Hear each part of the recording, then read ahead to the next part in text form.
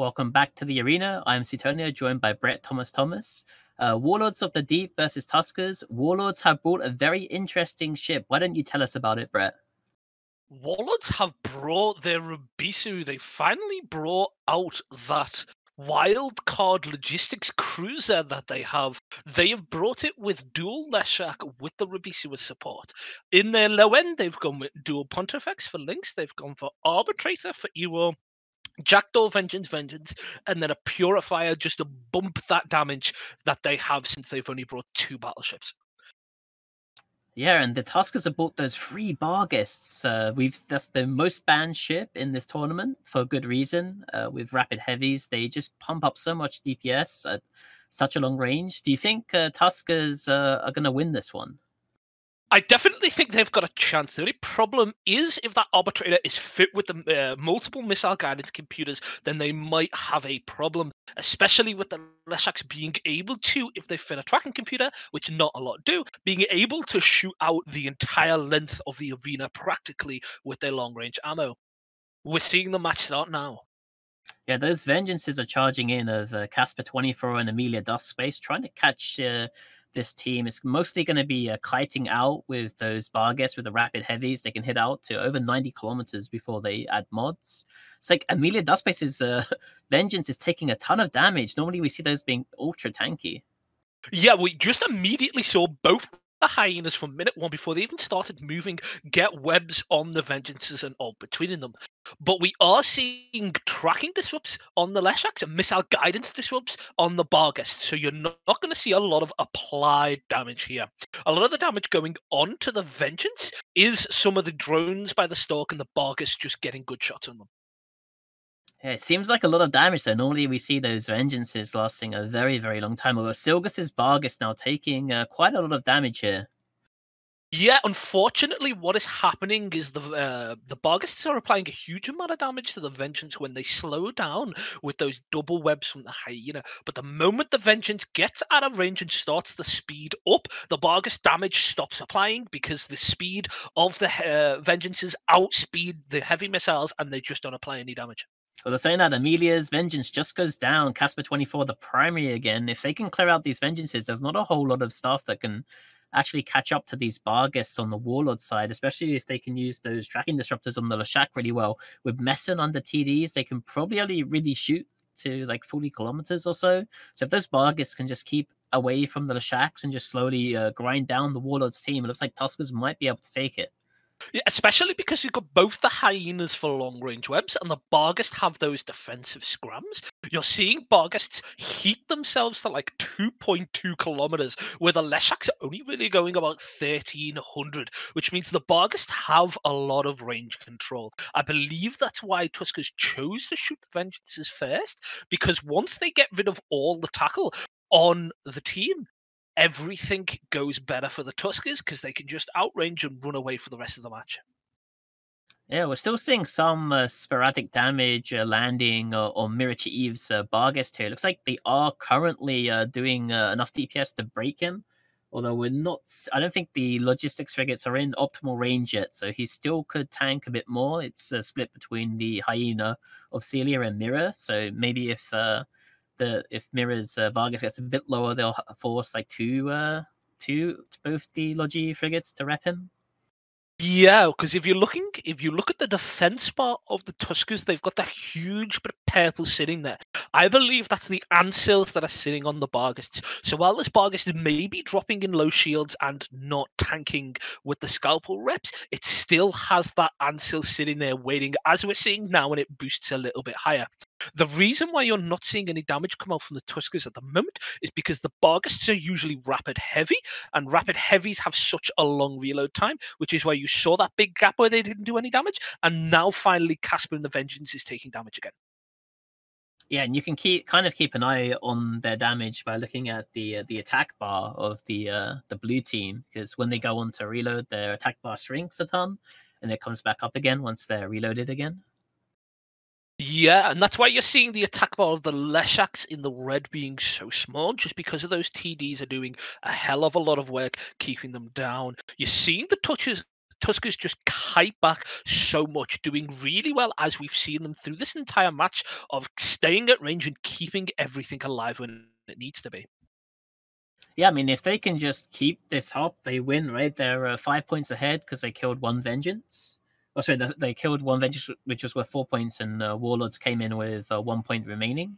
But if they can just kind of just not screw up and keep chilling like this, it's kind of their game to lose. Right now, Warlords are applying damage here and there onto whatever targets they can. Mostly their two Leshaks are basically the only DPS they really have, outside of maybe that Jackdaw. The Jackdaw just got webbed down by the hyena, so he might be dropping. Oh, he's gone already. Yeah. Yeah, the Jackdaw is just dropping so much damage there. The Hyena's hot swap probably heated their web to get him perfectly, dropped his speed down to 0, and before he had time to swap to defensive, he probably got alphaed off the field. Yeah, another interesting option for the Tuskers too would be potentially to use micro jump beacons. I mean, it could potentially be dangerous because obviously logistic frigates only have about 30-kilometer effective range. Outside of that, they don't really rep you for much at all. So if you MTD away from your own team, you're probably not getting more reps from that point. But you could potentially use them because I don't think there's many scrams left on the Warlords team. And especially with the fact that it's Leshak's micro jump driving away completely shuts off the amount of damage that you are taking. We're seeing a little bit of damage go on to this Rabisu. I'm not sure if that's just a little bit of passive damage or if it's just a single person's drone assigned. But the Rabisu has taken a tiny bit of shield damage, and I'm unsure if that's a prelude of what's to come. As I'm saying this, the Pontifex is taking a lot of damage, and the Vengeance is taking a lot of damage. It looks like the Vengeance has been double webbed, and the missiles are now starting to apply. Yeah, the Warlords, the Shacks are getting pretty close to one of the Bargus, though, of Mirage Eve. So getting close, not quite doing enough damage to really kill anything yet, though.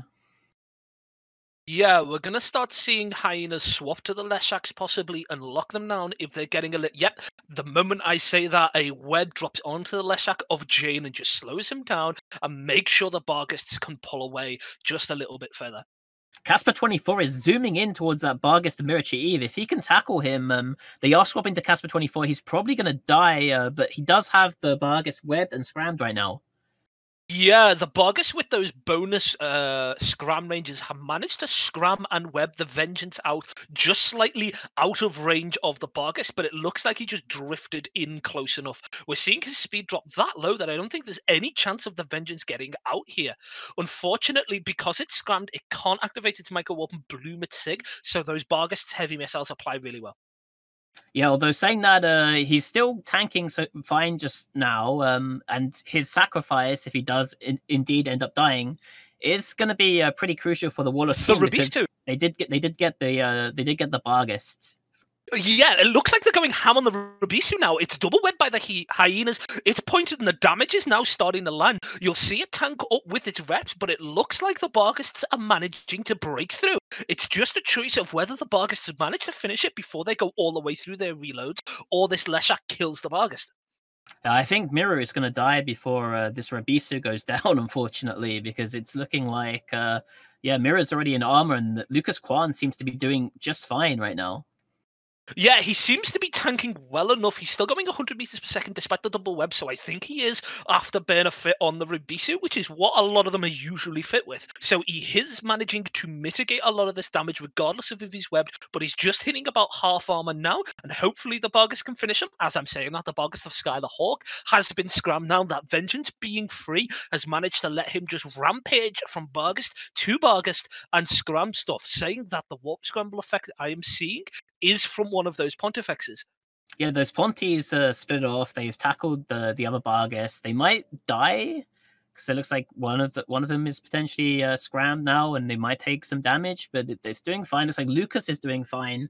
If you look at the attack bar on the blue team, they are on reload right now, so they've got to reload rapid heavies. And I think there's a good chance that the Bargus of Skylar Hawk is going to go down before they get that reload off and potentially kill Lucas Kwan or kill one of these Pontifexes.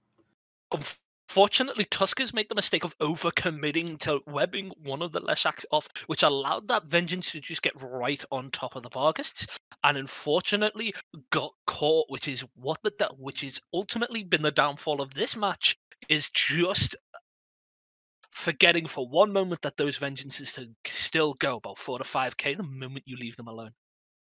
Yeah, and the Warlords just kept the pressure up constantly. You know, they're always on Tuskers' tail. Didn't let them slow down for a minute. Always the smaller ships like the hyenas and the scalpels, they always have to make sure they have high traversal, because the Shaks will absolutely shred them if they drop the traversal to them. And it looks like just very good piloting by the Warlords team of just knowing when to commit that tackle. I think an important thing to notice here is how crucial that arbitrator has been as a choice in this comp.